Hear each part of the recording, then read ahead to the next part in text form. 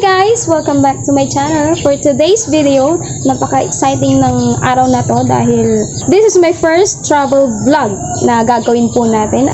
At ang pupuntahan natin ngayon guys ay ang pinagmamalaki ng Bolinao, Pangasinan, ang Santorini ng Pilipinas, sa Sundowners. So sila yung mga kasama ko ngayon guys. Hi! Aking pinsan na si Bea. Hi! Lagi kong kasama sa vlog pala. Anong pasabog yan? Baka... Secret. Kasi 2 nights tayo dun eh. So, kailangan paghanda Yes, 2 nights pala kami guys doon. So, exciting siya. Yeah. We're about to leave guys. Palis na kami. Namiss ko tong gantong vlog kasi hindi pa masyadong usong pag-voice over nung panahon na to. Yes mga mare, dahil after 2 years maipopost ko na rin yung vlog ko na to. Sa wakas, na dapat vlog ko pa sa aking YouTube channel. Kaya kung napansin nyo guys pa ang tawag ko sa mga viewers ko kasi hindi pa uso ang Mari at Min noon. Pinaghalo ko lang yung pag-vlog noon at ngayon. Kaya share ko lang sa inyo to mga mi. Enjoy the view! Malapit na kami sa Swal. Marami pa kaming dadaanan.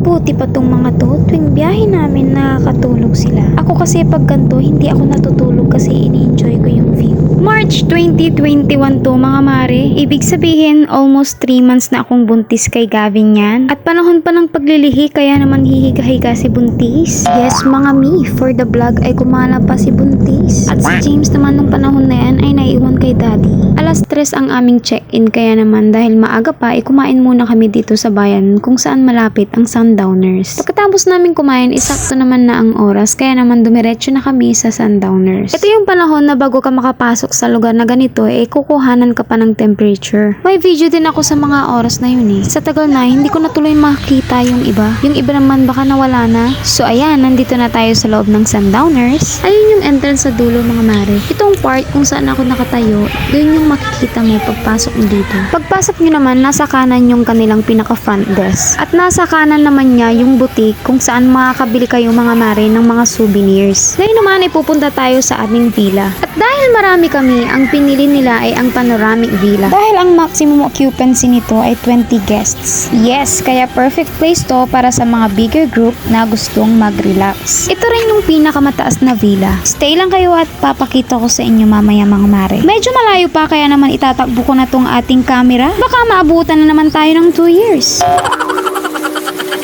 Ay na nga mga mare at nagabihan na ako sa pag-akyat. Charot. Ito yung pag-akyat mo ng second floor. Ito yung bubungad sa'yo. Napakalawak at ang ganda ng ambience niya. Kahit pa ata 50 katao pwede dito. Sa totoo lang mga mare ay meron akong video ng panoramic villa tour. Ang problema nung nag-update ang cellphone ko, hindi ko napansin na wala na akong storage. Siya pala ang magde-decision kung ano yung i-erase niya. Grabe yung hinayang ko nun mga mare. Kaya naman pagpasensyahan nyo na at picture lang yung mga iba. Ngayon naman ipapakita ko sa inyo yung isang kwarto dito mga mare. Ang kapag parang mayaman ka na talaga, tingnan mo. O yan, ayan yung kwarto dito. Ang ganda. Sobra. Tapos yung ditong yung talagang dito. Ano na yan? Double deck na yan. Double deck? As in, parang ano na siya, roof deck na siya. Roof deck. Roof, bed.